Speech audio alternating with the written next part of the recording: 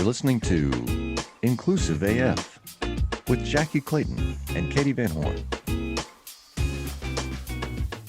Hello. How are ya? This is Katie Van Horn. And this is Jackie Clayton. We're back to that. Yeah. This is the Inclusive AF podcast. And I feel as though every time we start an episode, Jackie, I feel like you're somehow making fun of me. And, No. you know, I know I'm not the best podcaster in the land. You are the best podcaster in the land. Yes, indeed, people. Yes, indeed. So guess, for everyone listening, guess what Jackie and I just did? We just booked a little weekend away, and we're going to talk our other friend into going, whether she knows it or not. We're going to go to San Francisco and then pop up to Napa Valley. I say pop up like it's not 2.5 hours away, but you know what I'm saying. That's how we're doing today. That's how we're doing today.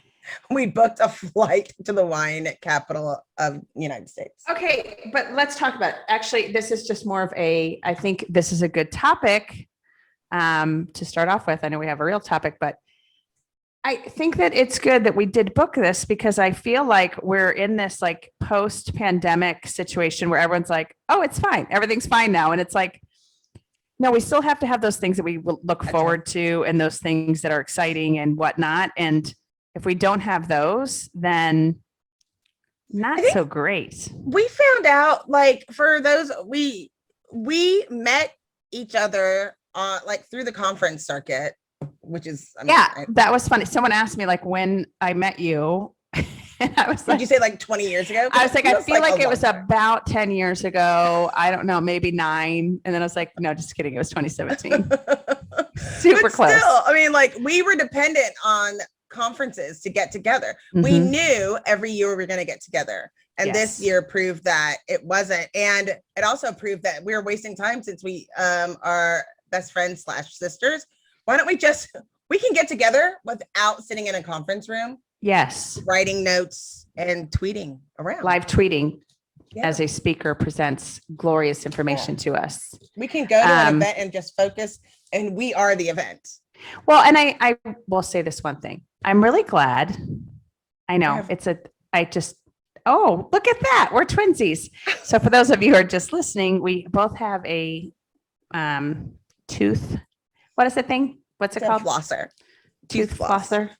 Yeah. Not a toothpick, a flosser. Anyhow, I digress. I think that's the part. Like, it was like 2019, everything like shut down. And we missed a bunch of conferences, but then 2020 was shut down completely. And now this year, I think everyone's still like, we're not sure. So we're going to just hold off. Yeah. Our first conference that we can get together is in October, which is a very long ways away. And while I like that and appreciate it, I'm also like, I need to go somewhere right this minute. So maybe not this minute, but like mid-August is when we're actually going, but that's not the point. So Jacqueline, ma'am, what do you want to talk about today? So I want to talk about how the difference between diversity and inclusion. Like, your diversity policy is not inclusive. I think people just get this wrong. Like, an example that I talked about before was, oh yeah, we're going to have a diversity program and we're going to just start with interns. And it's like, well, number one, interns are temporary. They don't really work there. They're not going to work there forever. So that you shouldn't be able to count those numbers to your diversity numbers. Start with that. I think they should be categorized separately. They're not actually hired. Yeah, they're not true employees. Right. I mean, they are employees, but they're only there for a seasonal role. Just like contractors, you wouldn't count. Yes. Well, I would, HR wise, interns are employees, contractors, not employees. Right. I don't want Kate coming after us. Kate Bischoff, see how I clarified that, because we love you and we do not want to get into a courtroom with you because you're an amazing lawyer and we're scared. Yeah. Sorry. Another sidebar for you. No, but it's just, you'll hear people that are saying that we're going to start our diversity program with interns, or we're going to add some, this group, or we're going to focus here, but they don't talk about the inclusion. Like, it doesn't make a difference if you have diverse voices if they don't have a voice. Yes. So, I mean, I think this is something we've kind of touched on a little bit before, but I think it's something just to be really clear about. And I think we're in the summer, so everyone has interns. And I do want them to focus on diversifying their intern population. And that is something that you could call a win if you do. However, I think it's kind of this is, something that I've had a couple companies talk about is we'll have our hiring goal set at X percentage that we're going to increase gender or whatever, gender diversity. But then on the back end, you're losing folks. I mean, you've talked about that there's, one specific story that you have shared. Yep. And I think you cannot start with recruiting, period. That's right. You have to start with inclusion. And it's the whole concept of like, once you have an inclusive environment, people will come. You'll get that diversity when you have the right policies, the right procedures, and even the right sourcing. Even if we're going to go back to recruiting, if you have a fair and smart way to recruit and source for candidates, you're going to have a much better pool of candidates that are diverse. Good job, Katie. I think it's the afternoon. We're recording in the afternoon. My brain's not quite ready for We've had today. long days. And to your point, to be fair, it does make sense. Sure, it counts. But the reason that I say make sure that it's inclusive, especially from a leadership perspective, is that I get concerned that there is no representation to protect against implicit and explicit bias in the workplace. And it affects those people's mental well-being and where they work and how they feel about themselves if you don't have people that can not just run the program, but somebody who fully understands diversity and inclusion that can be supportive to the various people that you. Agreed. I think there is, I talk about PPP. I know everyone, when I say PPP, thinks PPP loans. That's not what I'm talking about. That's not about diversity. People, focus. Come back. Focus. Come back to me. This is people or policies, procedures, practices.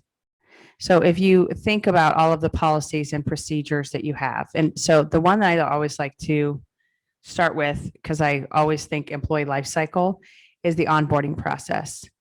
What does that actually look like? How is it inclusive or not? And what are some of the things that you need to consider, you need to be thinking about, you need to be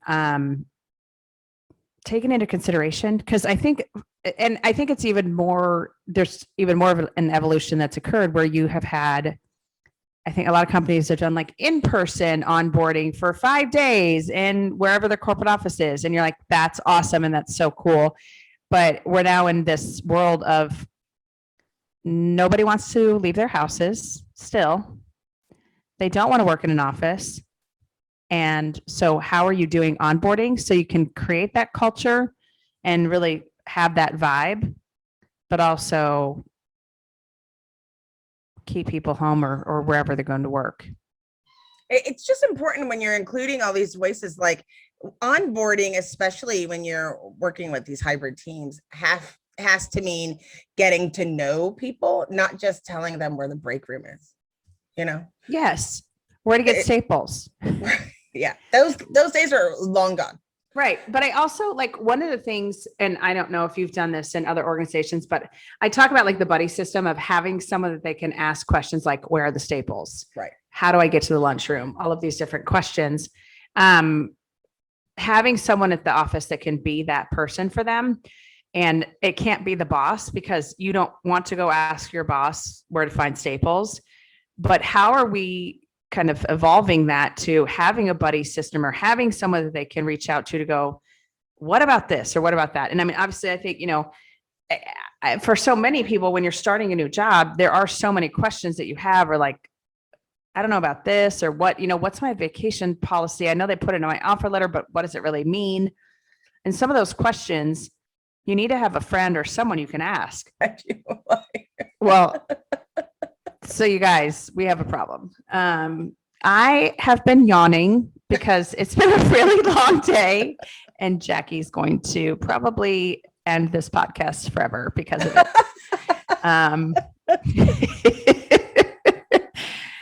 No, I'm trying to stay focused, you're doing Jacqueline. good. You're doing good. You're Okay. doing great. I just, I think it just makes me laugh because you make me laugh. But I just wanted to make sure that people understand like the voices. I know it's understanding diversity and inclusive is not one word. Right. For some reason, people use it as it's one word. Well, But yeah. without inclusion, your diversity efforts are not going to work. It's a feeling of belonging. Do people feel like they belong? Are they being asked to participate? Right. And being able to have that conversation where you can go, hey, yeah, this is actually a place where you can thrive, and you can, not just survive, thrive, and you can do great work, and you can do all these different things. I think that's just so critical for folks. And have an inclusion test, like not test, but just like a survey. Do you feel included? I'm gonna test you on your inclusion. Yes. Ready? Are you included? Ready, new hire? That's not. But I think it's important for people to be like, do you feel like you're being included? Do you feel like your voice has been heard? Is there something, those types of pieces that get left out? Like, even though they say, okay, we've got all these diverse people now, we're done. Well, and I think so I'm just going to use myself here. When I started a new job, I like to find people that are like me, and I like to find people that I can relate to and that have similar interests and all of these different things. And again, that's harder in a remote environment, but also like if you don't have those people that are like you, similar ideas, similar ways of thinking, then you do have a little bit of like disconnection almost. And so if you think about from the perspective of people that are underrepresented currently, people that have been historically marginalized, et cetera, there is what's that extra step we're going to take as an organization to create an equitable place where people get what they need to feel included. Somebody said this past week, historically ignored. Right. And I was like, if you put that into your playlist, and that's what you're saying as you're talking, maybe you would think about that differently on how you need to approach people. Right. Well, and yes, I think that's part of it too. It's just also the language that we're using. Cause I know we have been harping on CRT, but it's that language you're using, how you're thinking about things, and acknowledging that, yeah, none of I shouldn't say none. Some of our policies and procedures and practices aren't ideal, or don't take into consideration different groups, or don't take into consideration all the things that we would want them to truly be inclusive. So I think that, it's that step back that we need to take and should take of, okay, so what am I doing here? How should I do this differently so that people actually have what they need to be successful? Because I'm also that person that I want people to hit the ground running when they start a new job. I don't want them to be in an onboarding plan that lasts for 90 days and they don't feel like they're actually productive until after that 90 days. Right. That's a good point. I want people to start understanding how much this has to do with being safe and the safety issue. I feel like there's a lot of people that are trying to recruit diverse talent right now, without giving that moment of safety. And I mean, you don't have to guess. Here's the good news. It's that if you have all of these diverse people and you have them as part of the process, then they will be included you will have these processes that come out and nobody will have to guess anymore. Right. Well, and I know, and I don't know if you've ever experienced this. Tell me if you have. I've had companies where they do like kind of a culture fit, and I know that's not the correct.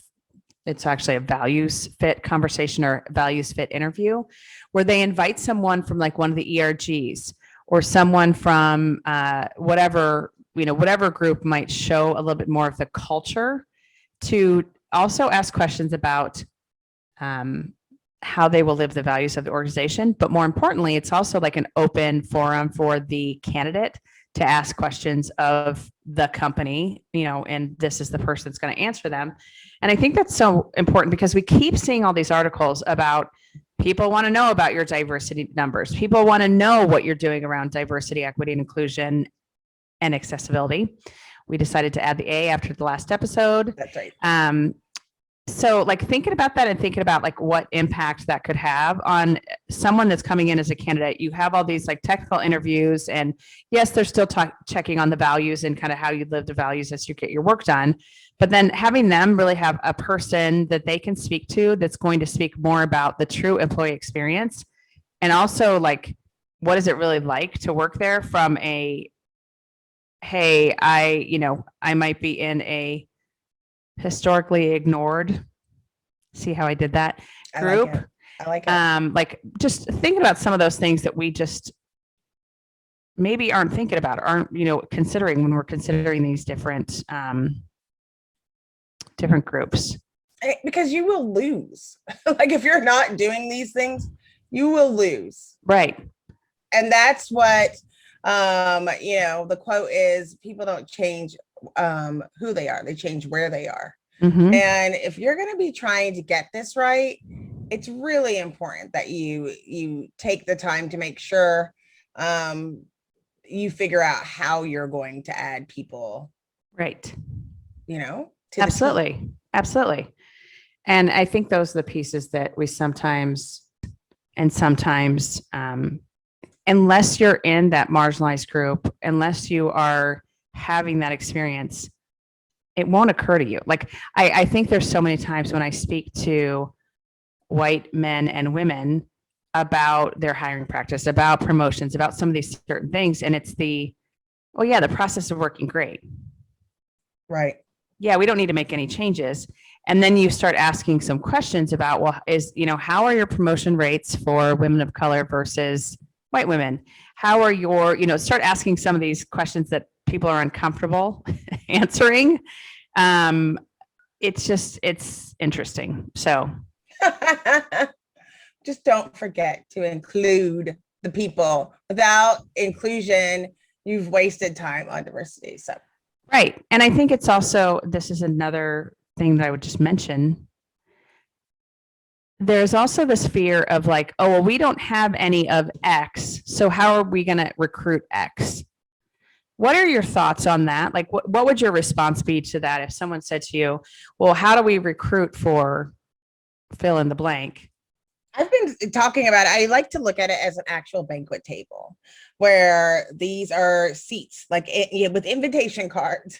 And this is, diverse groups that we need to hear of, that we'd like to hear from, and look at it from that perspective. And so I think it's okay to say, we haven't, it wasn't a primary effort, and that was a mistake on our part. Mm-hmm. Now we have a more concentrated effort. We want to have a genuine, diverse team. I mean, I think that's not, because that's what people are doing anyway when you're recruiting. Like, don't forget, like you say, we need a .NET developer because we're not able to, this is what we need in order to make this product work. Right. And in order to make this the best place to work and the best place to, build and grow, we need to have different voices. So I think it's just important to own it. That's the most important thing. Don't try to fake your way through it. Mm-hmm. And just, it's okay that you don't have that particular group there. As long as you have a plan. And that's the other part. Like, you have to have clear expectations, KPIs, benchmarks, like that you can actually share with the people that you're recruiting. This is the plan. This is the roadmap. This is what we're hoping to look at. This is the goal for this, just share the information so that they are aware, and what you've done up to this point. Because I think that's important for anything. Like, you wouldn't move into a house that didn't have a door, right? You would want to know, is a door coming? Like, I don't know if I want to be there or not. I don't know. if Unless you have I all the was like, pieces. unless I was like living in a Western saloon that had those, The slide doors. yeah, I like those, that. yeah. So, I mean, you got to just think about where you're living. Now in Arizona, you would need a door because it's 5,000 degrees out. True. By the way, like, can we just acknowledge for all of our friends in the Pacific Northwest, stay safe, stay hydrated. And we know this is rough. I cannot imagine being in those temperatures with no AC. So we are thinking about you. Use sunscreen. I'm like in Sidebar Nation for this episode. Like, I don't even know. I'm all over the place. One other thing I would like to discuss kind of in this same vein. So, and you just mentioned it on the strategy and the plan. So I have had 2 different prospective clients reach out to me in the last like week and a half, 2 weeks. And both of them has said, hey, we need you to come in and do some training for us, or do a talk for us, or do, whatever it might be. And then when I've asked, like, okay, what are you looking for? Well, we already have a DEI consultant, but what we need is X. And so then I obviously dig more, because I'm like, I don't understand. If you have a DEI consultant, why are you contacting me, and what are they doing, and whatever. And from both of these companies, the response that I got was, well, we hired them to do some training for us. Cause I'll be like, hey, so what, do they have a strategy that you could share with me that I can then, mirror, in doing whatever you're asking me to do? And no one is building strategy. They're just like, what are they doing? I don't know. And so I'm like, okay, I do like the whole concept of like trying things out and piloting things, but there's a difference between piloting things and not having a plan. And so I'm like, D&I is not just training. Right. B, please vet your consultants. I know a lot of people, and, I know in our DEI community, we're kind of discussing this quite a bit, is we're having a lot of people, hang out their shingle. Is that the way you say it? Put up their shingle. I would actually say that.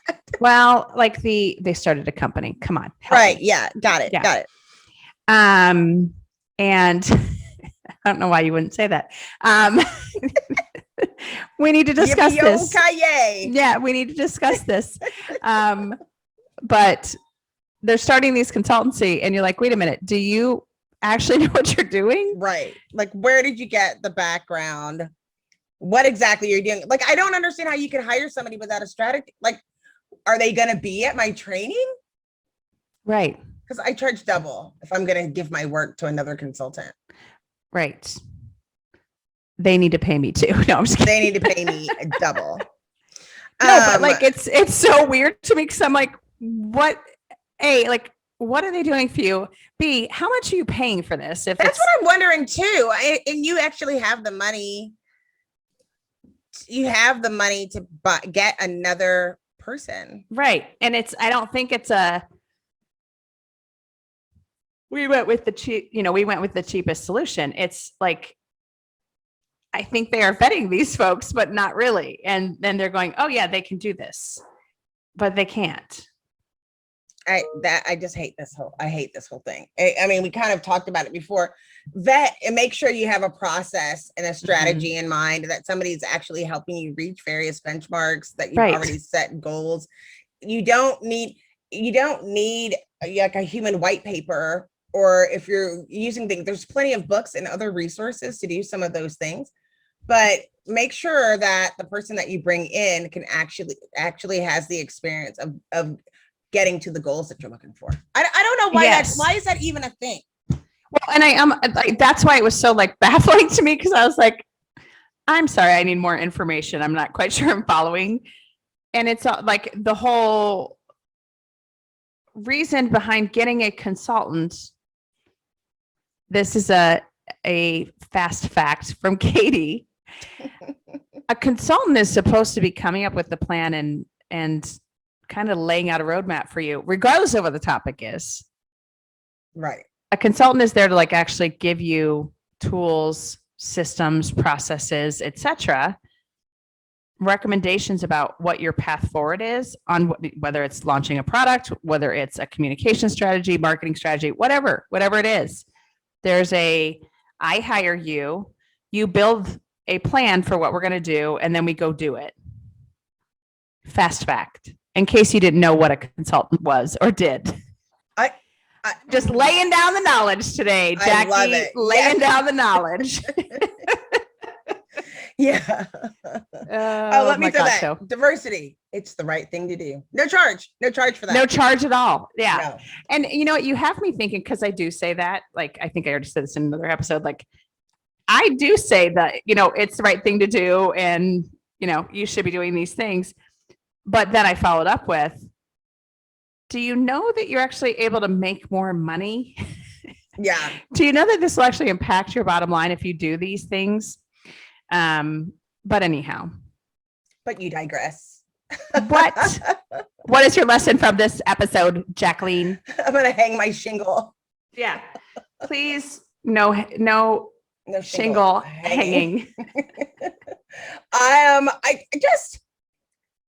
Now it changed, because now I'm like, please make sure that you have set goals in mind, and you need to do that before you hire somebody to come in. I don't agree with that. I don't agree with that statement. I think they can help you build the goals. Well, but that's a goal. But you know you need a goal. That's the goal. Yes. Fine. If your goal is coming up with a goal, that's still a goal. Kate. Yes. Oh, yes. Van yes, ma'am. Horn. Yes, ma'am. I apologize. But I mean, know what your bottom line is, and make sure that you hire somebody that can get you there.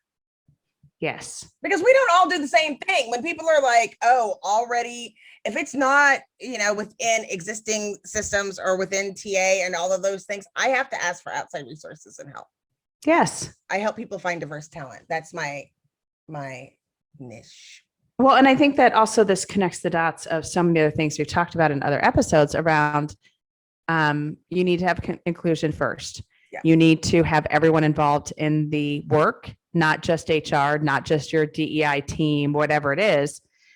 Like, everyone needs to be involved, from accounting to marketing to comms to wherever else, sales. Everyone needs to be a part of the conversation on how to build that inclusive environment. And then, like, just make sure you actually are doing the work in a smart way with a smart person.